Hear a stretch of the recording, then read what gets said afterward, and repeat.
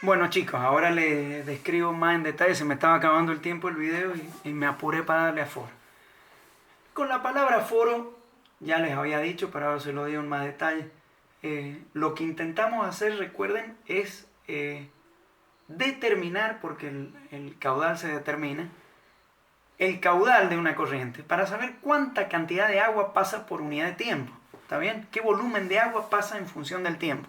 Entonces un aforo es el conjunto de operaciones de campo y de gabinete para determinar el caudal líquido o sólido que pasa por una sección transversal de la corriente.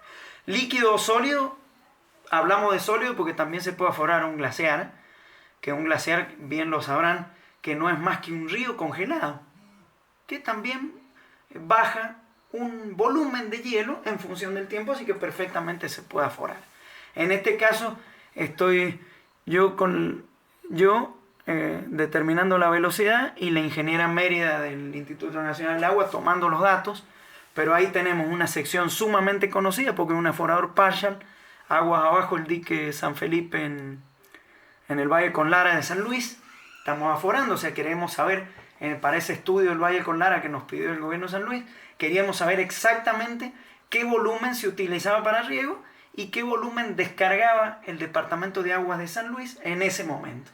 Entonces, para saber qué cantidad de agua circula por esa sección, hay que medir la velocidad y medir la sección. En este caso la sabíamos correctamente porque es la sección de un aforador partial sumamente conocida.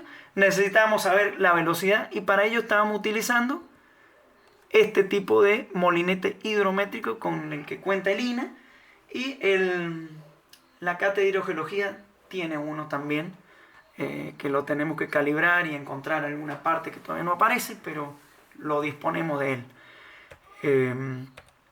Ya dijimos que es un aforo. Ahí estoy aforando el río con Lara en otro lugar, cerca de la localidad de Santa Rosa con Lara, y estoy midiendo las cantidades de revoluciones por minuto en las que gira ese molinete. Eso después con fórmulas en una planillita Excel calculamos la velocidad de la corriente y ubicamos el molinete exactamente en el 0.6% del tirante, al 60% del tirante, donde hay un ingeniero Mani que determinó que al 60% del tirante la corriente tiene su velocidad media. De todos modos, esto lo vamos a ver en sumo detalle cuando veamos a foro, así que por eso lo paso rápido. Esto es una vagoneta para poder hacer el mismo trabajo, pero en un río como el San Juan, en el que en muchos momentos del año no se puede entrar con un wader y aforar el río porque es muy caudaloso y es sumamente peligroso. Entonces se utilizan estas vagonetas tendidas de un cable y uno suspendido en el cable puede aforar el río tranquilamente. ¿Está bien? El cálculo del caudal, bueno, necesitamos, lo primero que hacemos es dividir el cauce en distintas secciones. Cada una de las secciones, por cada una de las secciones nunca debe pasar más del 10% del caudal total del río. ¿Está bien? Si no, el método empieza a ser inexacto. Entonces hay que dividirlo en distintas secciones, tantas como sean necesarias para que ninguna sección pase más del 10% del caudal. ¿Está bien? Y en cada una de las secciones, acá en este ejemplo, no se ha medido la velocidad media, sino se ha medido en 2 puntos. De cada sección se ha medido la velocidad en 2 sectores. Generalmente el método más usado por Mani es el método en donde nosotros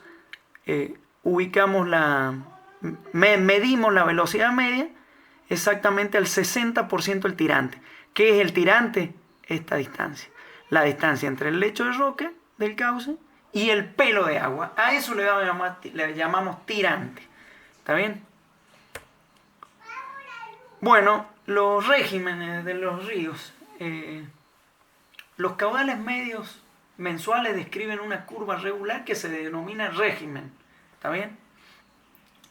Y los regímenes del río están en función de variaciones estacionales de la precipitación, variaciones estacionales de la temperatura, del relieve o de la naturaleza geológica y cobertura. En este caso podríamos hablar del río San Juan, las variaciones estacionales de precipitación. En la cuenca del río San Juan sabemos que El caudal del río depende de las precipitaciones nivias en cordillera, o sea, depende de una variación estacional de que precipiten en invierno en cordillera, y también depende de variaciones estacionales de la temperatura, porque su pico máximo lo tiene entre diciembre y enero, cuando precisamente cercano a fin de año, cuando la temperatura es máxima, ¿está bien? Eso hablando de ejemplos, por ejemplo, el río San Juan. Los regímenes simples es cuando la alimentación del río es una sola. Por ejemplo, el río tiene un aporte glacial, aquel río que esté inmediatamente abajo un glaciar, nival o pluvial. El río San Juan tiene un régimen nival. ¿Qué quiere decir? De hecho, lo indica la isotopía hecha por el doctor Zambrano del Centro Regional de Agua Subterránea. Indicó que el 92% de la isotopía nos indicó que el río es de carácter y de régimen nival.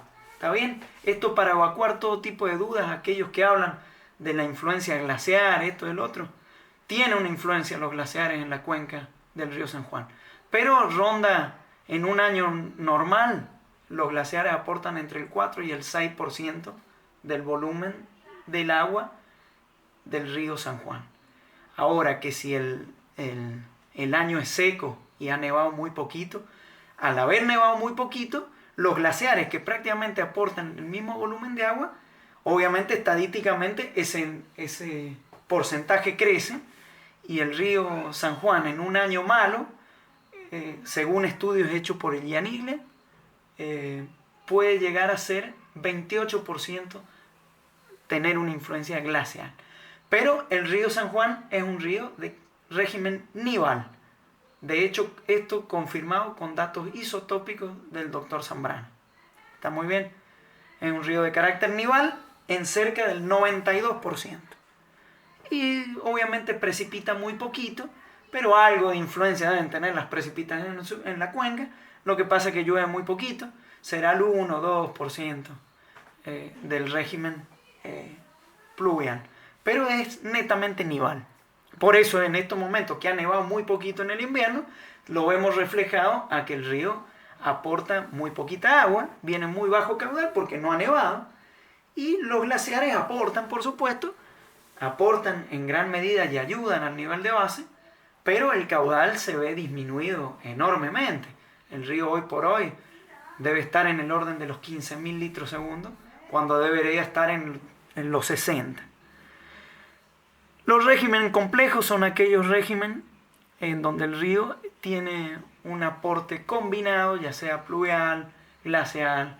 Por ejemplo, el río Limay, que él tiene una cuenca que precipita mucho, tanto nieve como precipitaciones en forma pluvial. Entonces el río tiene dos regímenes, de hecho tiene dos crecidas estacionales, porque una es nival y la otra es pluvial. Hay una temporada en la que nieva y otra en la que llueve. Bueno, el régimen del río Limay, en este caso de Neuquén, sería un régimen más complejo.